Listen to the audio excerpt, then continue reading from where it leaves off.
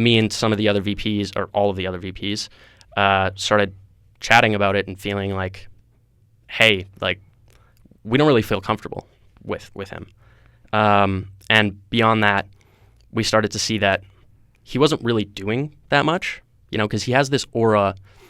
It's weird. I don't know if you've heard of like Steve Jobs in the reality distortion field. Yeah. It was like that. It was like you just think that he is competent because he's CK, and you don't question, if he's disorganized or if he's kind of claiming things that he's doing that were done by permanent staff or done by other VPs or, done by his staff.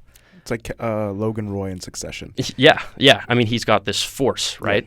Yeah. And so you just think like that he must be competent, and you make your brain you force your brain into believing everything he says because it's CK. It has to be.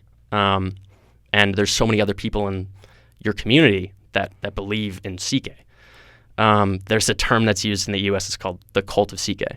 And I didn't really think about what that meant until after all of this. And that kind of started to hit, and I was like, okay, yeah, it kind of is. It kind of is the cult of CK. But we just started to notice, like, he's not really doing much. And we were like, hey, man, we found out this information. We just want you to be honest with us. Like, when you say you guys, who was it? It was me and all the other VPs. So this was allegedly. Was this the meeting with Aisha, Gavin, Amy? Yeah. Okay, with Amy as well. Yeah, Amy was there. Okay. Yeah. And I remember I had a one-on-one with him, and I said, hey, like, look, like, we can move forward. Just be fully open with us. Like, we just need you to tell the truth. Like, we need you to be honest so that we can rebuild our team dynamic. And, like, we don't need you to be performing perfectly. We don't need you to be the best president ever. We just need to trust that you're not going to fuck us over, and then we won't fuck you over, And we have this meeting. First of all, we asked to have this meeting, and he delays it. He's like, oh, I can't just have a meeting any time.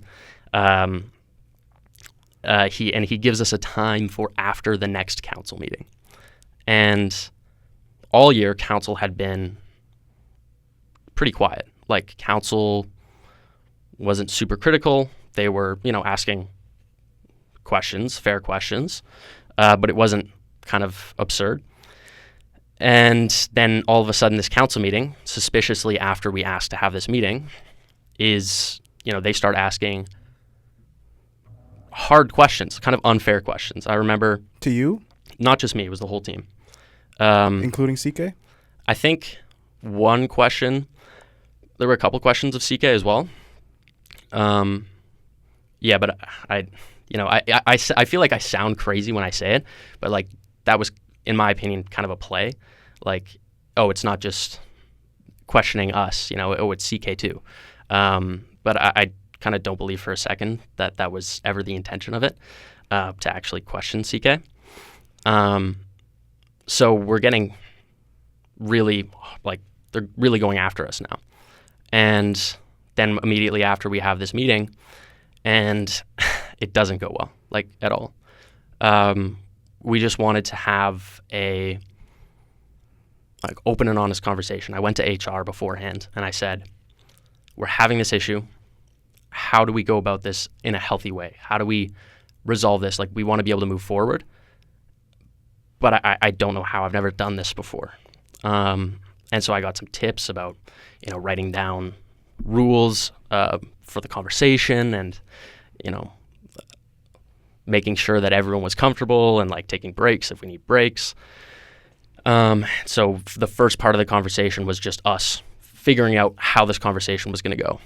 And then we got into the, like, nitty-gritty, and it just, like, he just started, like, yelling. Like, he just started yelling. He was, like, slamming his water bottle on the table. He was getting mad at me for calling him out. And yeah, I mean, it was very uncomfortable. And I remember feeling like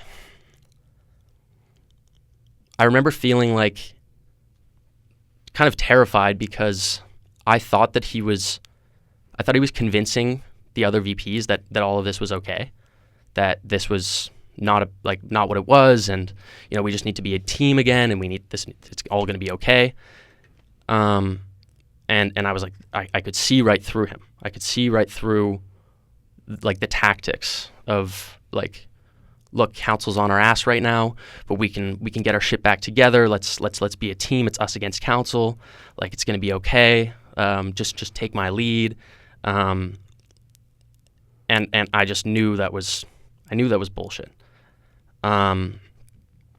So after that meeting, I just didn't see a hope of moving forward with him.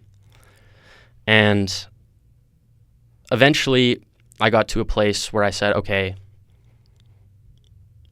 we can just exist. We can just exist independently of each other. Initially we wanted to go to EPA, but we were kind of nervous to go to EPA because his girlfriend sits on EPA. And his girlfriend's really close friend, and Camille. That's Ashana. Yes. And his girlfriend's really close friend, Camille, it became the chair of EPA. And this new person that they're getting really close with, Riley Huntley, is now in EPA. And this person who I was involved with their removal as co-chair of the Student Senate Caucus gets added to EPA. Who was that? That was Jasper Lorien. So Jasper Lorien, I was involved in their removal. I led their removal. And now they're sitting on the committee, which is considering my performance. So yeah, we didn't feel comfortable at all going to EPA.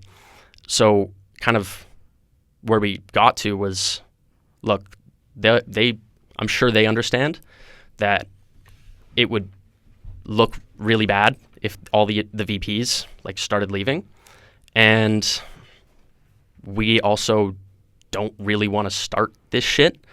We just want to get through our terms. We want to do what we had. We want to perform.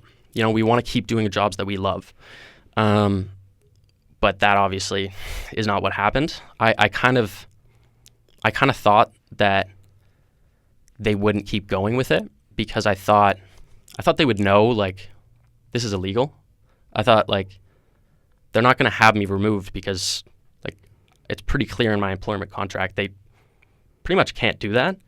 And even if they could do that, it would have to be, they would need a performance improvement plan.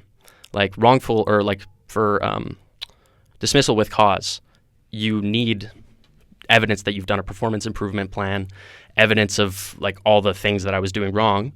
And I knew they didn't have any of that. So I was like, well, they're not going to do it because that would be stupid. And then they did it. And I mean, I was kind of shocked. I just thought that they would have thought it through a bit more. And I just took some time, and for a while I was really angry. I was angry with my friends, I was angry that there were people who I considered close friends, who hadn't backed me up, who just believed everything that they said and didn't do the due diligence of looking into it and saying, wait, hold on, there's some inconsistencies here. Why is this happening the way it's happening? Why is EPA changing its rules, the council, before they're doing an investigation? Why is EPA stacked with people who clearly don't like me? So it was just, I was angry. And then I realized that anger was just, it was just sadness. It was sadness that was covering up to protect itself. And once I kind of had dealt with that, I cried. I cried a good cry. And once that happened, I felt like I dealt with that, and that I could feel I felt so much more clear. My mind felt clear that I knew that the direction I was going was the right direction, that they did need to be held accountable. And I wasn't doing this out of anger. I was doing this because I thought it was the right thing to do.